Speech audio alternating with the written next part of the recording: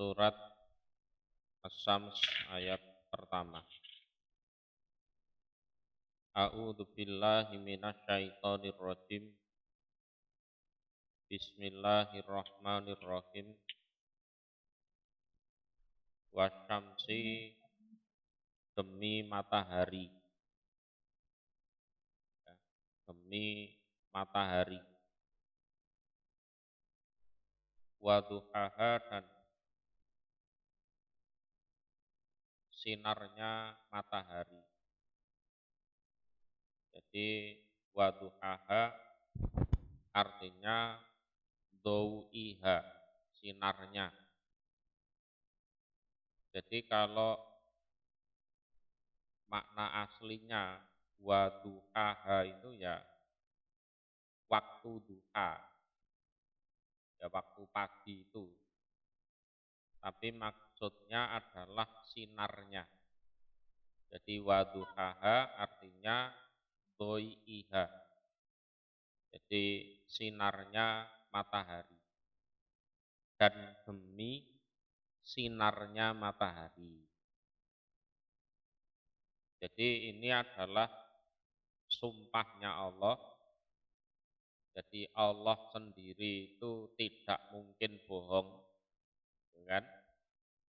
Seharusnya tanpa sumpah pun kita sudah percaya, kan gitu kan? Tapi memang tabiatnya manusia itu susah percaya, ya, susah percaya. Contoh sederhana itu pada saat manusia jalan-jalan nginjek tai ayam.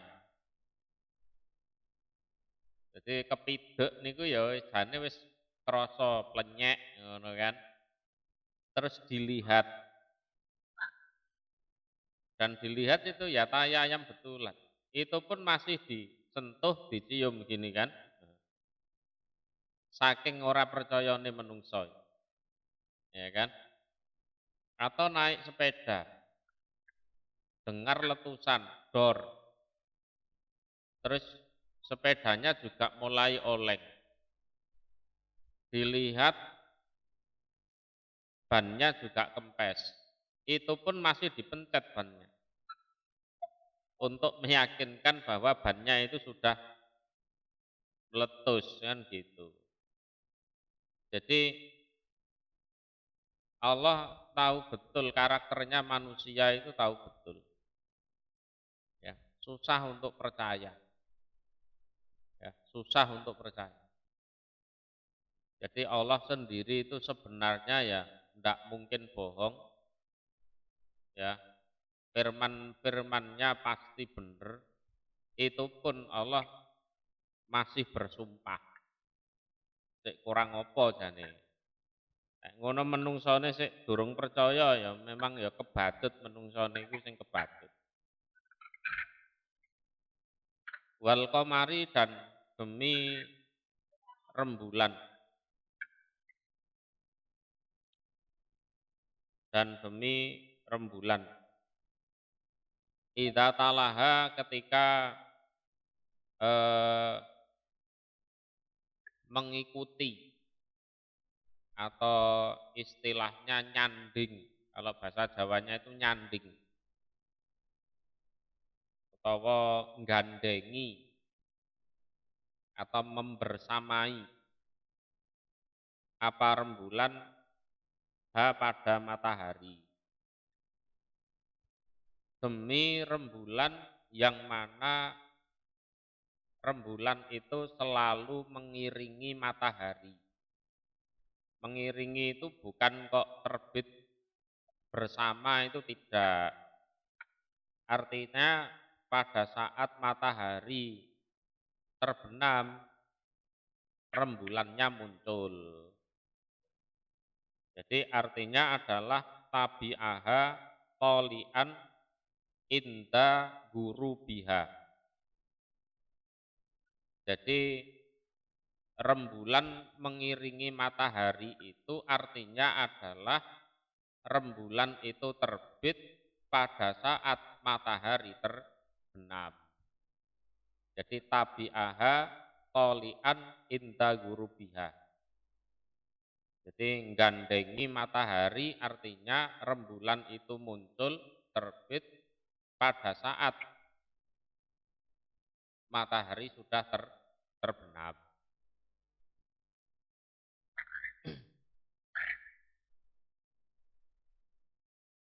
Warna hari dan demi siang.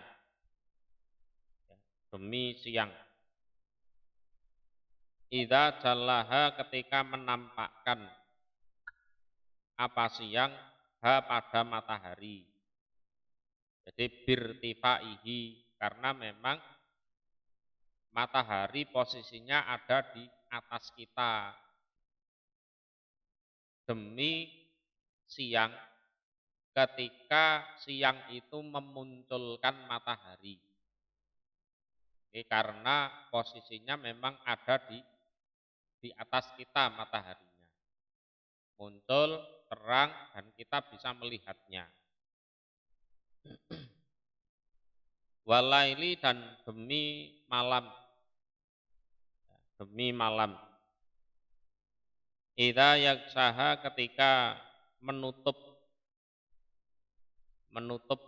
apa malam ha pada matahari. Ya. Jadi demi malam yang mana malam itu menutup matahari. Artinya yughatiha bidul matihi. Jadi malam itu menutup matahari dengan gelapnya. Jadi malam itu menutup matahari dengan gelapnya.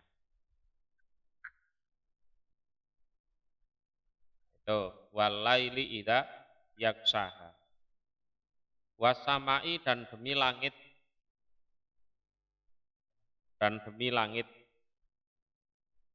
Wama dan ma itu artinya Allah ya. Ma dimakna man tapi artinya adalah Allah. Banaha yang membangun siapa Allah ha pada langit. Ya. Banaha yang membangun, kalau rujukan pasnya itu apa ma ha pada langit. Itu yang membangun apa ma ha pada langit. Tapi maksudnya ma itu adalah man dan man itu adalah Allah. Maksudnya adalah demi langit dan Allah yang membangun pada langit tersebut. Ya. Jadi demi langit dan demi Allah yang membangun pada langit tersebut. Wal ardi dan demi bumi. Wama dan demi apa ma itu artinya man, maksudnya adalah Allah. Tohaha yang membentangkan opo ma artinya siapa Allah ha pada bumi dan demi bumi dan juga demi Allah yang membentangkan bumi tersebut. Ya, demi bumi dan demi Allah yang membentangkan pada bumi tersebut. Wa nafsin dan demi nafas. Ya, demi nafas. Nafsin bimakna nufus. Artinya jiwa. Ya, artinya jiwa. Wama dan demi apa? Ma bermakna man, man bermakna Allah. Sawaha yang menyempurnakan opoma atau sopo Allah ha pada nafas. Jadi menyempurnakan fil khilqati. Ya, fil khilqati di dalam penciptaannya. Jadi wama fitalasati masdariyatun. Nah, itu au bimakna man. Ya. Jadi ma di 3 tempat itu, wasama iwama banaha wal ardi wama tohaha wa nafsin wama sawaha, itu adalah ma masdariyah atau ma yang bermakna man. Jadi demi langit dan demi siapa yang membangunnya. Siapa itu artinya ya Allah. Demi bumi dan siapa yang membentangkannya. Nah, siapa itu artinya Allah. Demi jiwa, demi nafas, dan demi siapa yang menyempurnakannya. Nah, siapa itu adalah Allah. Jadi nafas itu ya jiwa kita itu. Jadi nafas itu ya jiwa kita ini. Jadi ada sebagian ulama itu menjelaskan bahwa komposisinya manusia itu ada 3. Yang pertama adalah jasad. Jasad itu yang tampak ini. Jasad. Kepala ya tampak kepala, tangan ya tampak tangan, badan ya tampak badannya itu disebut jasad. Yang kedua ruh. Kalau ruh ini kita tidak bisa bahas apa-apa. Karena zaman dulu pun Rasulullah ditanya yas'alunaka anir ruh, kan gitu. Mereka bertanya pada engkau Muhammad tentang ruh. Lalu jawabnya Rasulullah yaitu urusannya Allah. Wa ma utitum minal ilmi illa qalila, kan gitu. Jadi yang tahu tentang ilmunya ruh yaitu Allah. Nah, kemudian komposisi yang ketiga nafas. Nah, ini komposisi yang ketiga adalah nafas. Lah nafas ini ada yang memberi makna itu jiwa. Ya, jiwa. Ya. Nafas. Lah nafas itu keberadaannya itu indikasinya adalah orangnya masih bernafas. Kalau orangnya masih bernafas berarti nafasnya masih ada. Atau darahnya masih ada. Darahnya masih ada. Jadi orang yang masih hidup itu kalau misalnya kena duri atau kena peso, masak misalnya terus keiris, itu ada darahnya. Dengan keberadaan darah itu berarti nafasnya masih ada. Dan orang itu kalau sudah meninggal, darahnya tidak ada. Kan darahnya sudah tidak. Gitu nggih.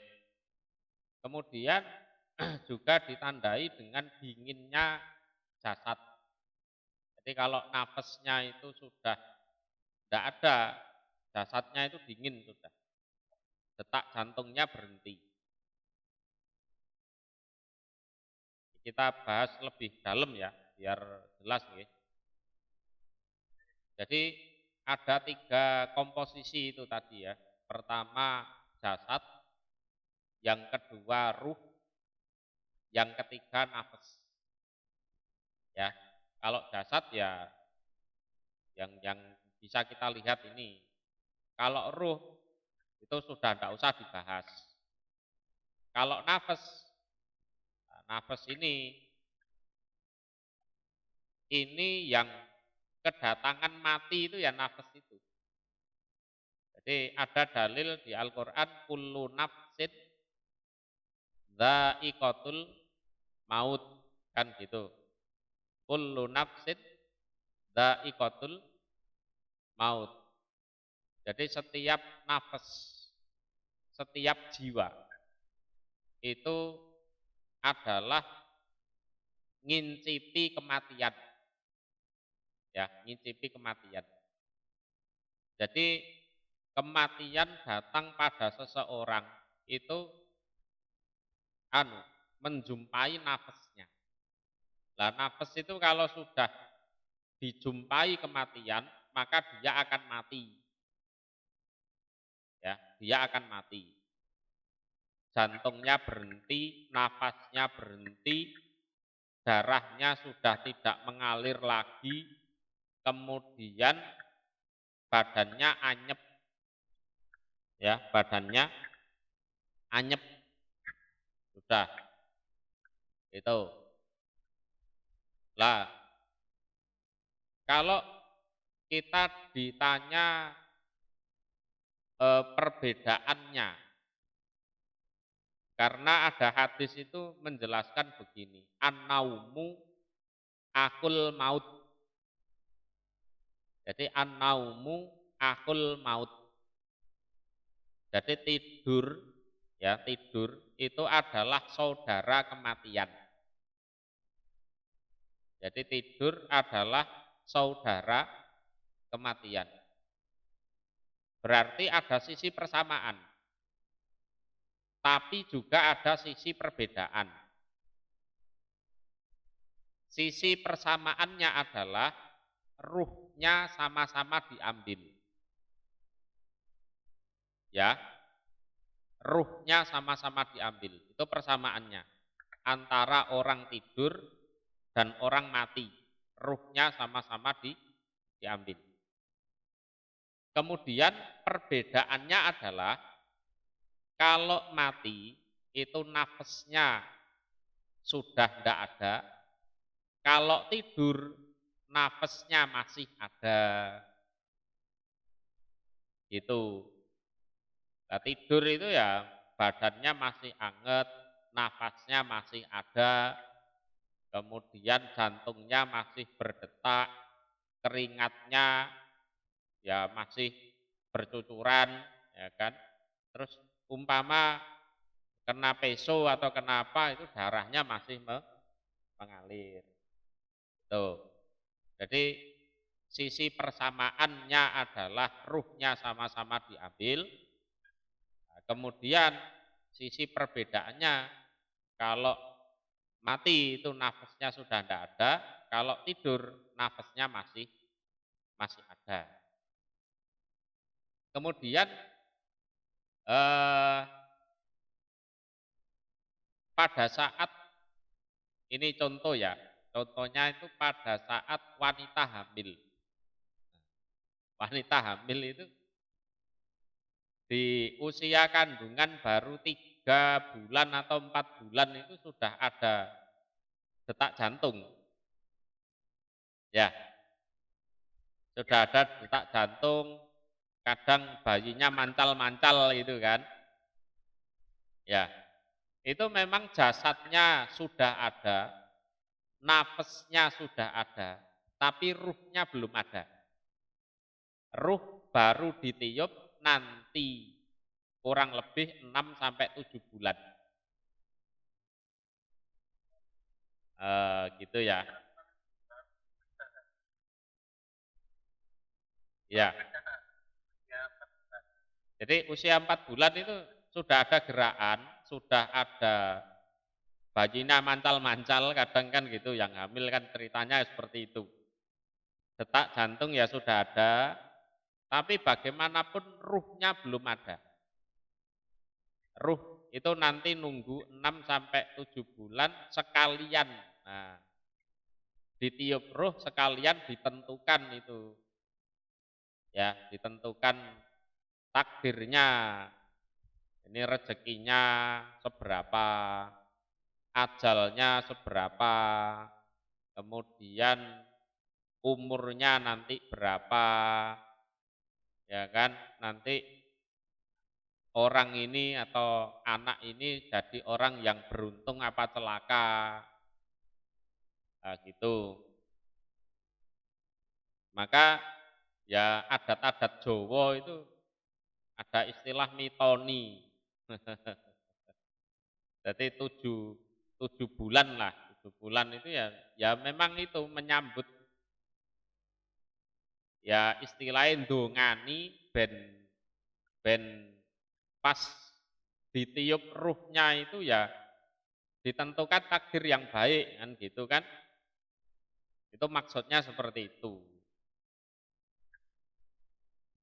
Ya, jadi walaupun 4 bulan atau 3 bulan sudah ada gerakan, tapi itu ruhnya belum masuk. Ya, masuk itu antara 6 sampai 7 bulan. Nah, kalau sudah 7 bulan, nah itu siap dilahirkan sebenarnya, karena sudah sempurna. Ruhnya ada, jasadnya ada, cuman nafasnya juga sudah ada. Cuman kalau 7 bulan ya, kalau bisa jangan lahir dulu. Lahir sempurna saja 9 bulan lah paling tidak. Gitu ya. Jadi kalau di atas 6 bulan lah itu kemungkinan hidup itu ada dan besar gitu loh. Karena 3 komponen itu sudah sempurna. Tapi kalau di bawah itu kemungkinan hidupnya sangat kecil. Sangat kecil.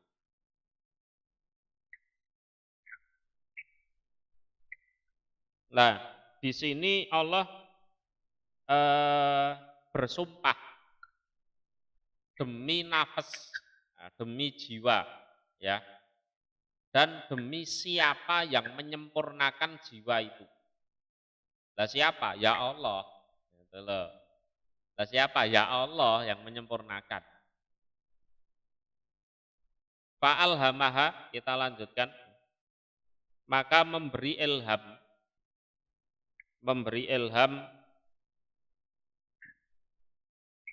siapa Allah?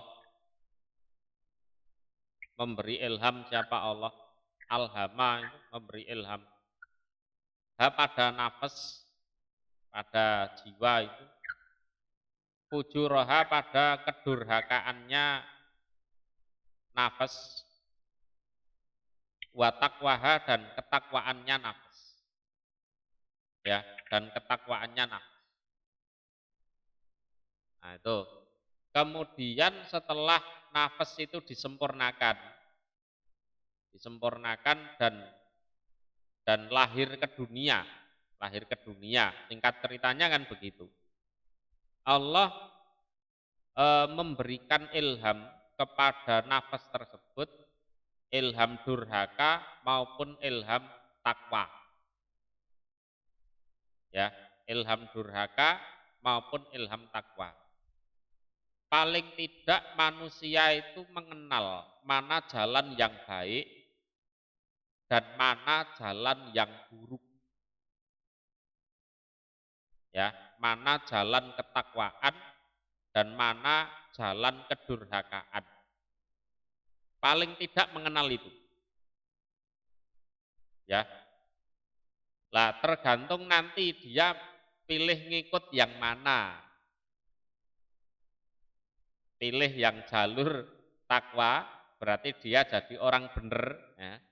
Atau dia memilih jalur sebagai orang durhaka.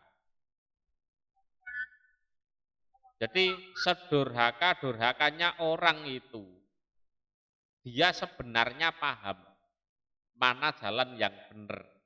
Itu paham dia. Cuma dianya aja yang nggak mau mengikuti. Ya kan? Dia aja yang nggak mau mengikuti jalan yang takwa itu.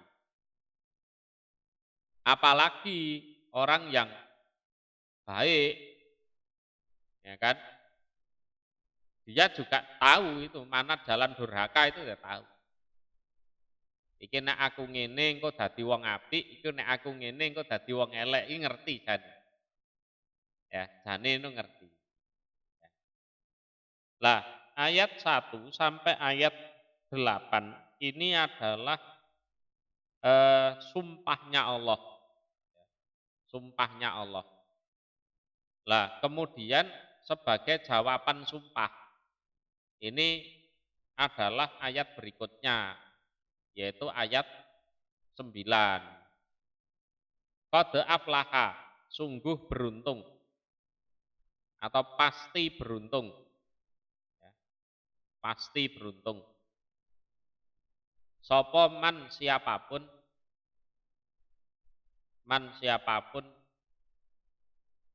zakaha yang mensucikan siapa man ha pada nafasnya sendiri gitu loh, mensucikan dari dosa.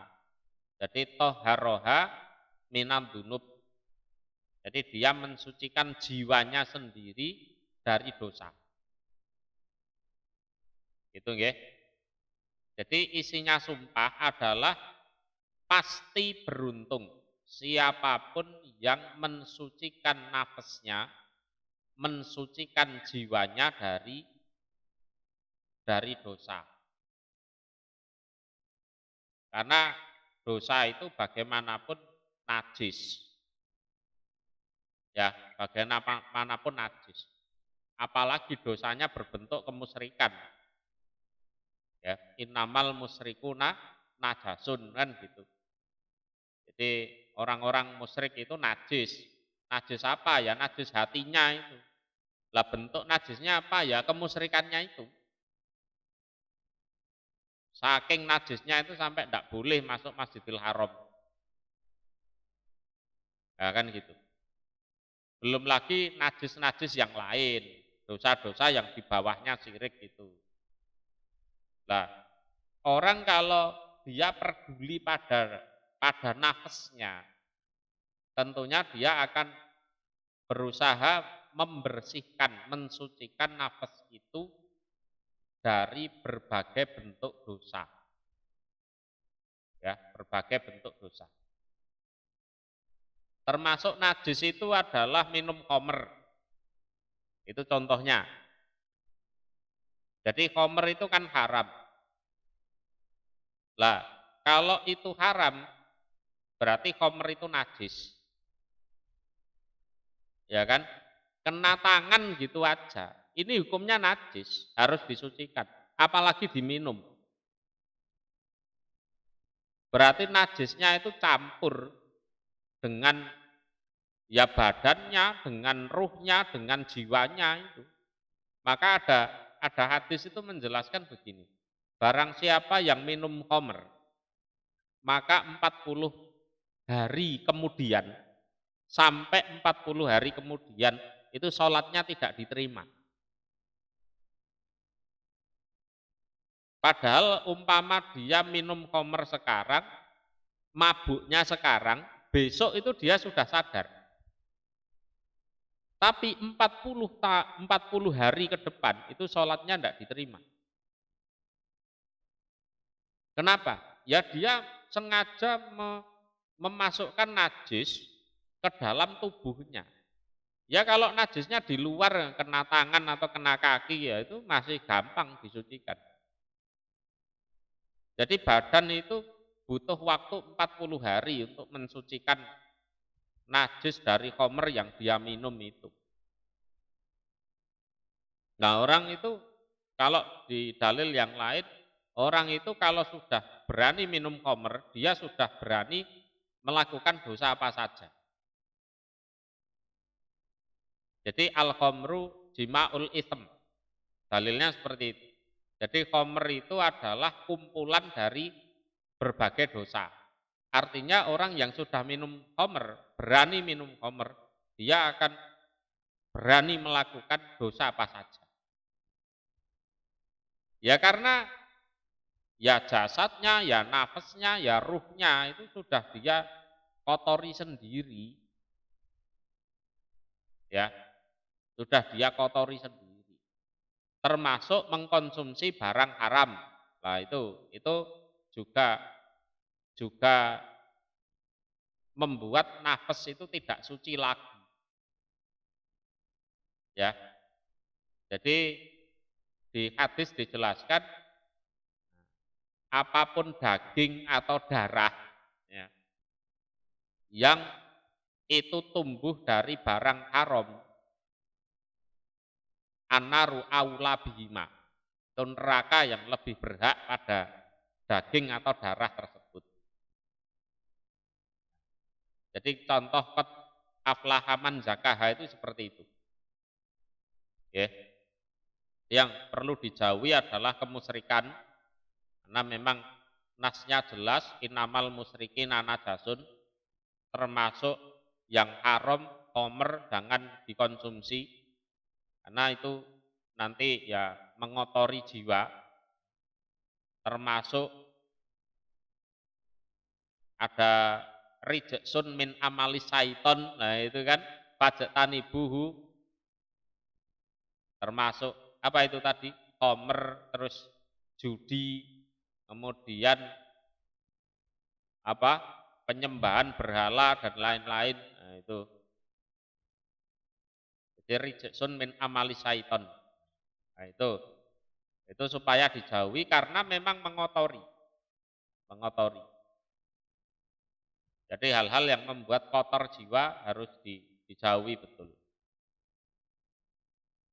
Waqad khoba, dan sungguh rugi. Kita lanjutkan ya. Rugi atau rusak.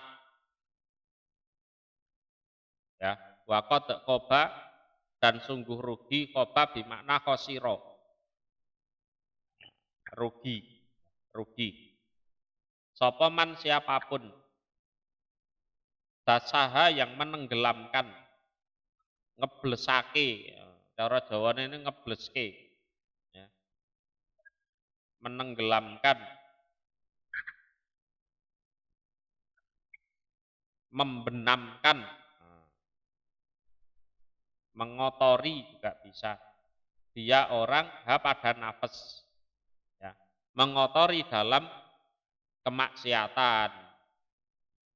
Jadi sungguh rugi siapapun yang dia mengotori nafasnya sendiri, menenggelamkan nafasnya sendiri di dalam berbagai bentuk kemaksiatan.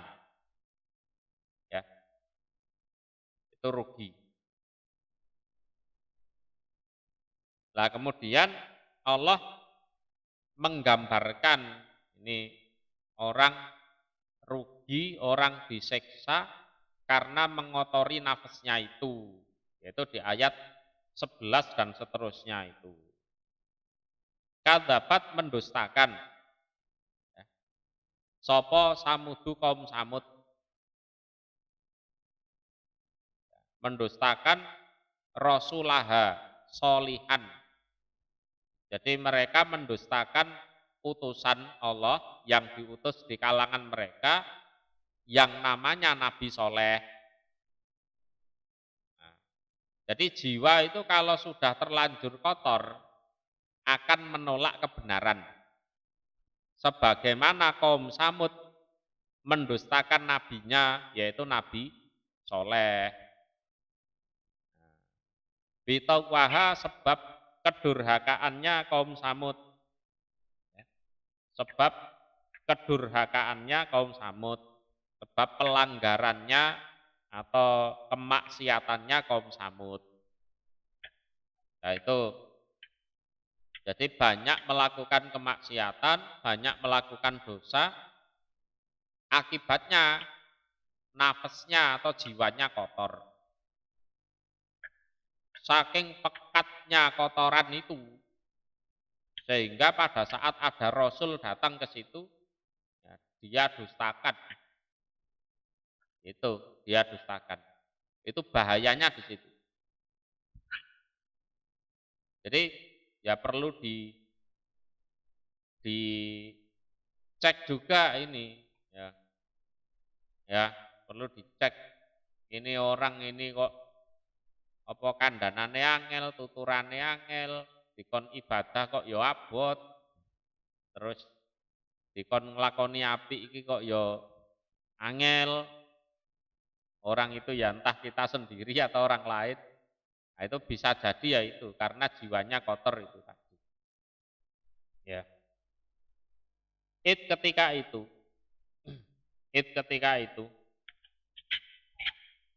in ba'ata bangkit, in ba'ata bangkit, atau tandang atau berbuat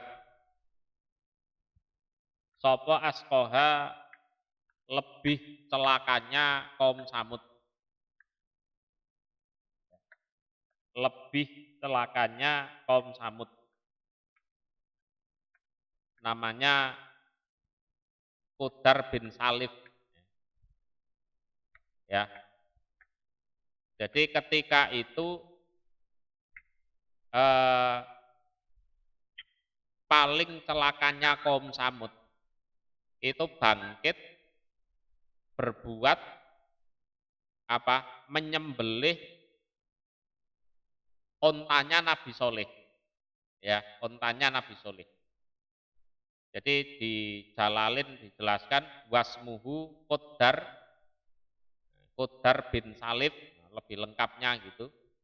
Ila akrin nakoti, pada menyembelih onta biridohum, karena kesepakatan seluruh kaum Samud. Ceritanya kan begini, Nabi Soleh itu ya seorang anak muda. Sebelum jadi Rasul itu dianggap sebagai generasi penerus. Ceritanya kan seperti itu. Penerus kemaksiatan maksudnya.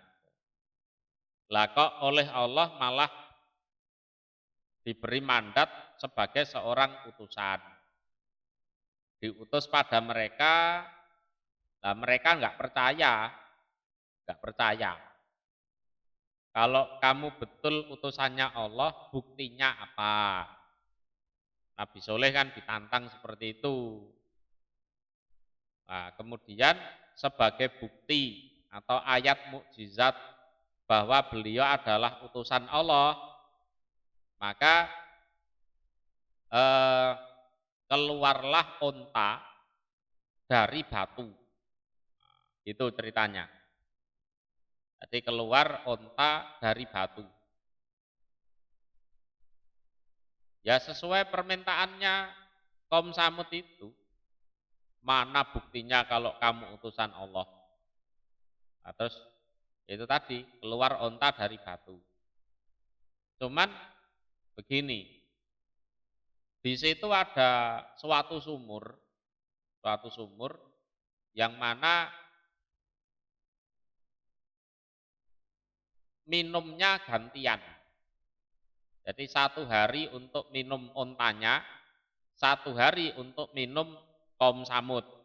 Ceritanya begitu. Oke, aku munculkan mukjizat, tapi nanti air sumur itu dibagi 2. Ya, sehari untuk ontaku ini, sehari untuk kalian. Nah, berhubung mereka nantang, oke, mana ada onta kok muncul dari batu, gitu kan? Setelah muncul betul, nah suatu hari air dalam sumur itu dihabiskan sama ontanya itu. Dihabiskan itu. Sehingga kaum Samud itu sepakat untuk ontanya dibunuh aja itu, disembelih aja. Nah gitu. Nah ternyata sebagai eksekutornya, sebagai jagalnya namanya adalah Qudar bin Salif itu. Jadi dimulai malapetakannya itu adalah idzin ba'atha ashqaha. Ketika orang yang namanya Qudar bin Salif atas mandat seluruh kaum Samud menyembelih ontanya Nabi Soleh. Menyembelih ontanya Nabi Soleh.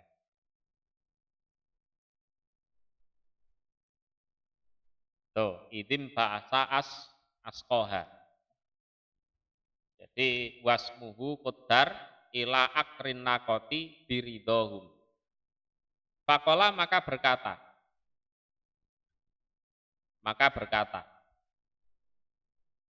lahum kepada mereka kaum Samud, sopo Rasulullah utusannya Allah. Lah utusannya Allah ya Nabi Soleh. Ya. Naqatullah ontanya Allah. ya, ontanya Allah. Artinya jangan diapa-apakan, jangan diganggu. Jadi daruha, ya, daruha artinya jangan diapa-apakan, jangan diganggu, ya, jangan diusili, apalagi dibunuh.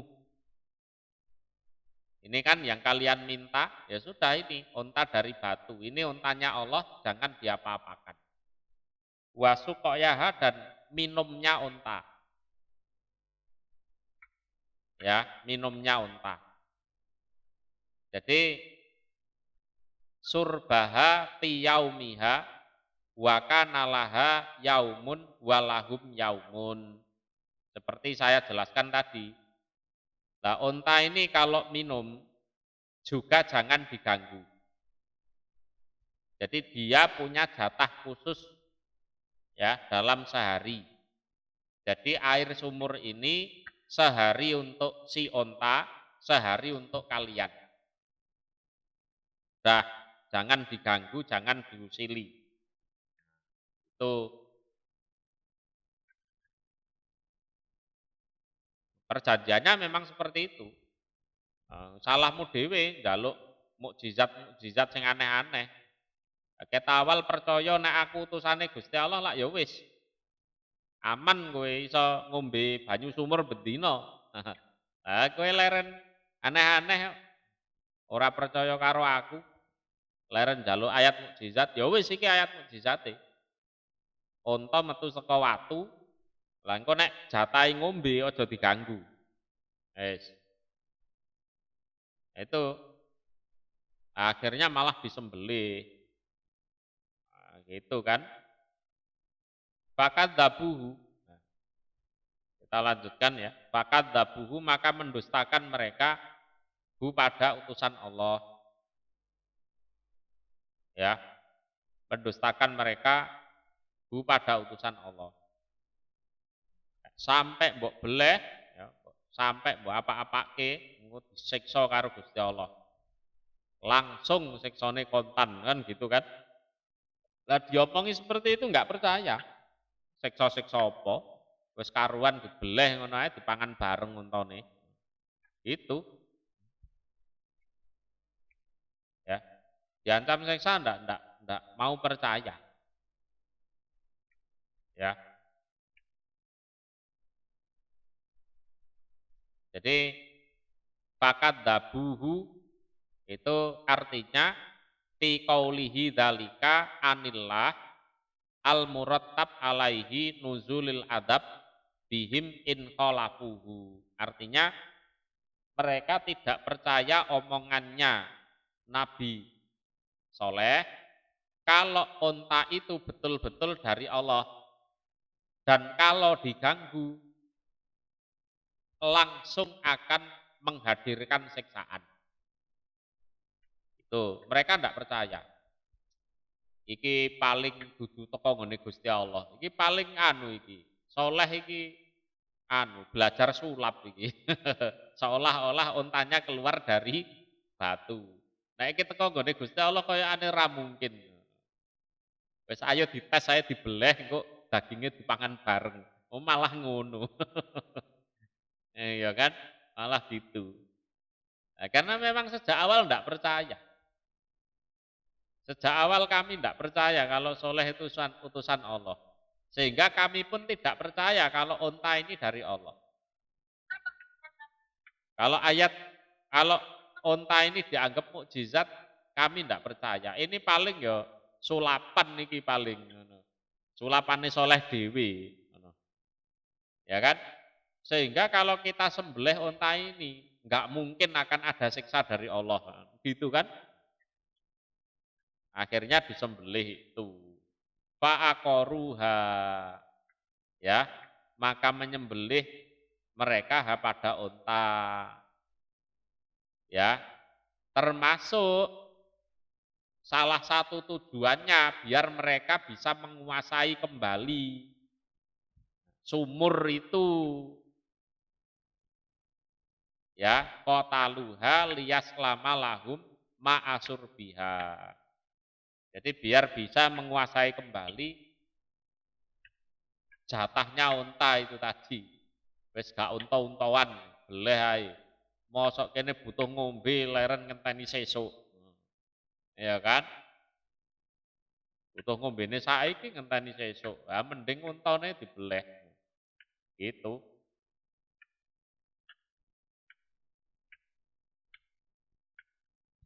Padam dama maka apa? Membinasakan bahasane nungkepake apa? Adbako. Adbako itu ya semacam banting lah gimana gitu loh. Nungkepake. Basa Jawane niku nungkepake. Ya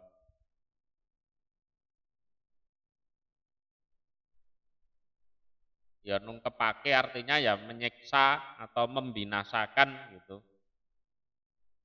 Alaihim atas mereka sapa rabbuhum Tuhan mereka. Ya. Al adaba pada siksaan. Jadi cara wong niku dibleki sesuatu, dibleki siksa. Padam dama alaihim rabbuhum itu jadi orangnya di bawah terus dibleki kon dhuwur, blek ngoten lho. Iku jenenge nungkepake. Nungkepake siksa. Jadi orangnya di bawah sangka dhuwur niku dibleki siksaan. Gambarannya seperti itu. Bidam bihim sebab dosa mereka. Ya. Bidam bihim sebab dosa mereka. Fasawaha maka menyempurnakan artinya meratakan sopo Allah ha pada adam damah itu atau siksaan itu. Jadi tidak ada satupun yang selamat. Jadi baik yang nyembelih atau mungkin yang nyekeli taline kaya apa sing banting ya termasuk yang di rumah hanya sekedar ridho gitu saja sudah kena itu. Jadi padam dama alaihim rabbuhum bidambihim fasawah. Jadi siapapun yang berkontribusi dalam penyembelian unta itu kena siksa semua. Ya, walaupun hanya sekedar ridho, seneng gitu aja. Itu kena kabeh. Ya, kena semua. Roto. Wala yakofu dan tidak takut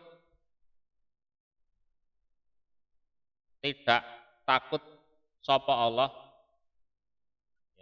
ukbaha pada akibatnya siksaan. Dan Allah tidak perlu takut nanti mereka balas dendam itu enggak. Ya. Jadi wala yakofu dan tidak takut sapa Allah ukbaha pada akibatnya siksaan. Ya. Jadi orang berbuat kejem itu kan lumrahnya kan dibales. Ya, lumrahnya kan dibales. Lah Allah tidak takut itu. Wala yakofu ukbaha. Ya, jadi setelah menghancurkan kaum Samud sampai ludes-des itu, ya sudah, itu saja. Jadi Allah tidak takut kepada balasan siapapun, balas dendam dari siapapun, enggak. Enggak. Itu saking yes, memang maha kuasanya Allah. Maha kuasanya Allah. Jadi kalau manusia misalnya pernah bunuh orang kan gitu, itu pasti akan terbayang-bayang. Aku mbiyen tahu mateni wong sok ben aku dipateni genti kaya apa kan gitu kan. Ya, aku dulu pernah jahat ke orang seperti ini, nanti aku kalau dibales gimana? Tuh, mesti terbayang-bayang seperti itu. Tapi kalau Allah enggak takut sama sekali. Jadi wala yakhafu uqbaha. Jadi Allah tidak takut balasan dari siapapun. Allah juga tidak takut akibat apa nanti yang ditimbulkan karena menyiksa kaum Samud. Allah tidak takut apa-apa. Dan bagi Allah memang mereka tidak penting, tidak penting. Kan? Gitu. Di mana?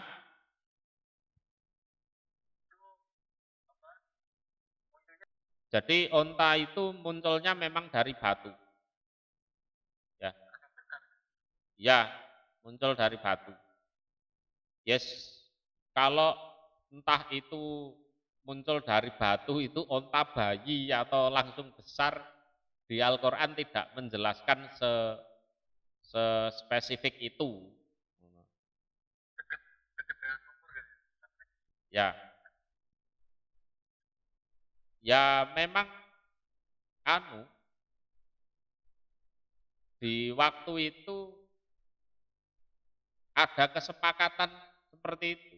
Jadi di kota itu ada suatu sumur, ya, di suatu sumur yang sebelum ada onta itu mereka bisa ngambil tiap hari, ya kan?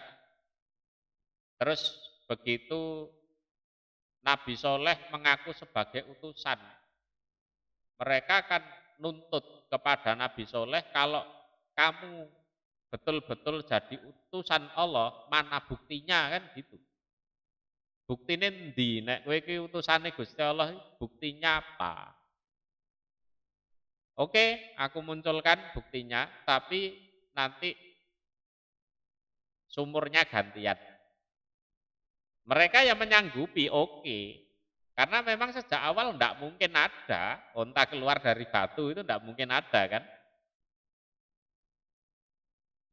Lah ternyata Nabi Soleh mampu mewujudkan itu. Ya tentunya atas izin Allah.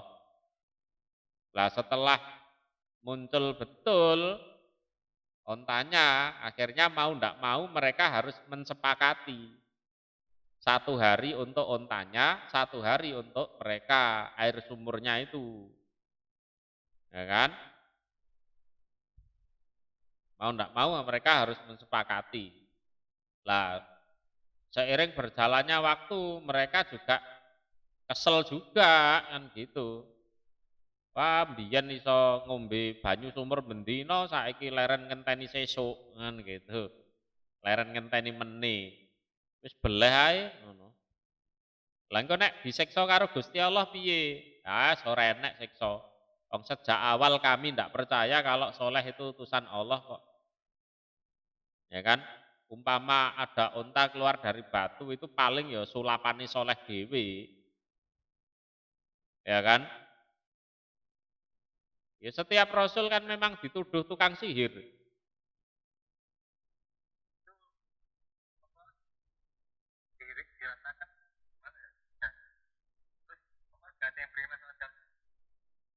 Ya tentunya yang beriman tidak diseksa.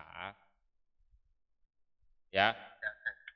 Jadi kalau nabi kaumnya Nabi Soleh, kaum kaum Samud itu eh, malaikat itu berteriak. Malaikat Jibril itu teriak saking kerasnya. Telinga mereka tidak mampu me, apa, mendengarkan, ya jebol mati, terus terjadi gempa otomatis. Wong son horeg ya iso mecahne kaca, Mas. Apalagi malaikat Jibril yang berteriak. Kan gitu. Jadi satu teriakan malaikat Jibril sudah musnah semua. Ya tentunya Nabi Soleh dan orang-orang yang beriman selamat. Intinya selamat. Selamatnya itu ya mungkin sebelum malaikat Jibril teriak mereka sudah pergi dari situ. Baru keadaan memungkinkan teriak malaikat Jibrilnya. Saking kerasnya telinga mereka enggak mampu untuk mendengarkan itu. Ya jebol.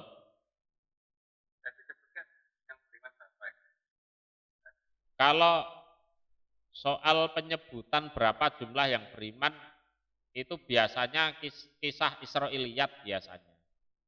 Hanya sebagai pelengkap cerita. Ya.